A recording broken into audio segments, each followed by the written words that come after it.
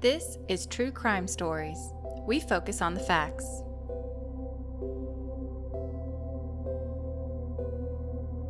At 10:01 in the morning on September 8, 2009, a 24-year-old doctoral student named Annie Lee swiped her identification card and walked into a Yale research building at 10 Amistad Street in New Haven, Connecticut. The building was a fortress, protected by restricted keycard access and more than 70 surveillance cameras. It was designed to keep threats out, but as investigators would soon discover, the danger was already inside. 5 days later, on what was supposed to be her wedding day, her remains were found inside the wall of a basement laboratory in that same building. Annie Lee was a fifth-year pharmacology candidate at the Yale School of Medicine. She was born in San Jose, California in 1985 to parents who had immigrated from Vietnam. Her aunt and uncle raised her in Placerville, California, amid the orchards and vineyards of the Sierra Nevada foothills. She excelled academically. Her classmates at Union Mine High School voted her the next Einstein, and she graduated in 2003 as valedictorian. Her work at Yale involved research into enzymes with potential implications for cancer, diabetes, and muscular dystrophy treatment. That September morning, her routine was ordinary. She took Yale Transit to the Sterling Hall of Medicine, then walked to 10 Amistad Street, where her lab was located. She left her purse, cell phone, credit cards, and cash in her office. She did not need any of it. She was checking on her research mice and expected to be back within the hour. She swiped into room G13 at 10:11 a.m. and never swiped out. The other person in that basement that morning was Raymond Clark III. He was also 24. 6 months after he graduated from high school, Clark's sister helped him get a job at Yale's Amistad Street lab, where she and her husband worked. In the economically depressed area surrounding the university, such Yale jobs are coveted. He had lied on the application, falsely claiming farm experience working with animals. He took his job as a washer seriously and was promoted to lab technician. His duties involved cleaning floors and mouse cages. The hierarchy of the building was clear, and Clark, by all accounts, was acutely aware of it.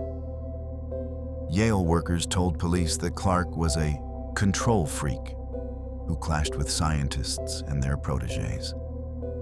Police would later examine whether his attitude toward the researchers above him in the hierarchy had escalated into a deadly workplace confrontation. At 10:40 a.m., 29 minutes after Annie Lee swiped into room G13, Raymond Clark followed her in. What happened next can be reconstructed only from the electronic record and the physical evidence the building later gave up. According to the affidavit, Clark used his key card to enter rooms G13 and G22, a total of 55 times that day. Investigators would later find in room G13 a possible medium-velocity spray pattern on the wall, a stain that someone tried to clean up after the fact. Clark was the only person to access room G22 during the suspected window. In that room, investigators found stains, hairs, and 2 beads from what police believed to be Lou's necklace. The beads matched one found near the victim. At 1:55 p.m. that afternoon, a fire alarm went off in the building. The alarm was set off by an autoclave used to sterilize lab equipment. A senior FBI official later said the alarm was caused by a release of steam from a laboratory hood, and that it was possible the steam had been intentionally released. That same afternoon, Clark spoke to a Yale police officer named Jennifer Garcia. He told her that he had left the building well before the fire alarm at 12:45 p.m. He added that Annie Lee had left even earlier at 12:30. Police review of surveillance tapes revealed that Lee had never left the building. Annie's roommates called New Haven police that evening when she did not come home.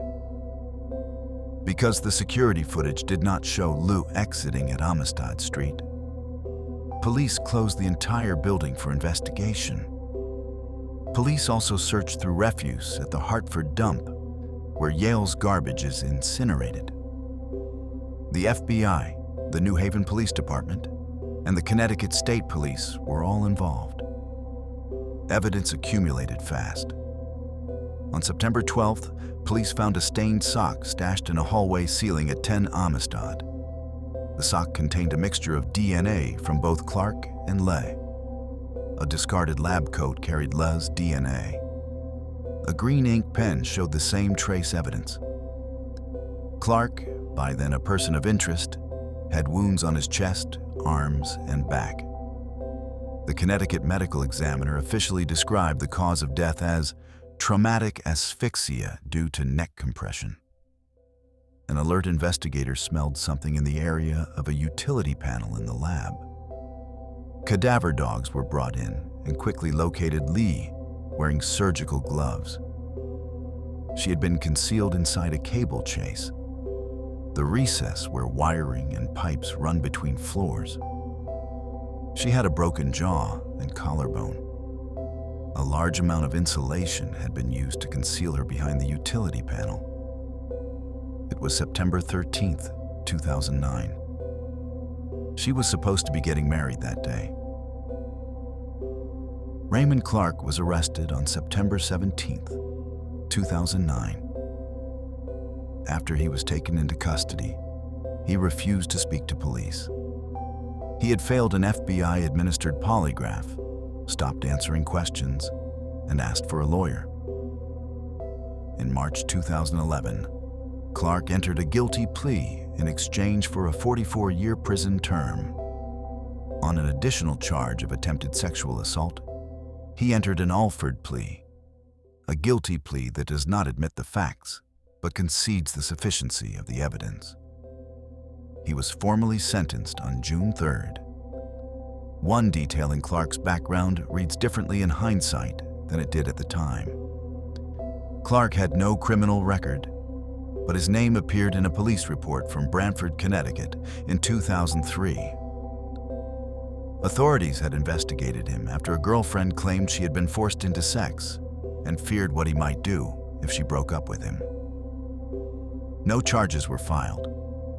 The report sat in a file for 6 years. What the case actually demonstrated had less to do with Yale and more to do with a structural blind spot that exists in workplaces everywhere. New Haven Police Chief James Lewis called Lou's death part of a growing wave of workplace violence. Not about urban crime, university crime, or campus crime, but about the people already inside the building. The building was a fortress. 70+ cameras, restricted access, 2 swipe entry to the basement. None of it mattered. The person who took Annie Lou's life had legitimate credentials to be there. The system was designed to keep strangers out. It had nothing to say about the people already inside. A prior allegation that went nowhere. A workplace reputation as controlling. A power differential between a custodial role and a doctoral researcher. Read individually, none of these data points justify intervention. Read together after the fact. They form a pattern visible to co-workers, but invisible to any process designed to act on it. The question worth sitting with is this. When a person's co-workers describe them, behind their back, as a control freak who clashes with the researchers above them in the hierarchy, what is the responsible thing for an institution to do with that information?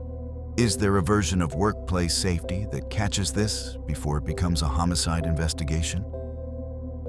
Leave your thoughts in the comments. If this kind of analytical breakdown is what you come here for, subscribe.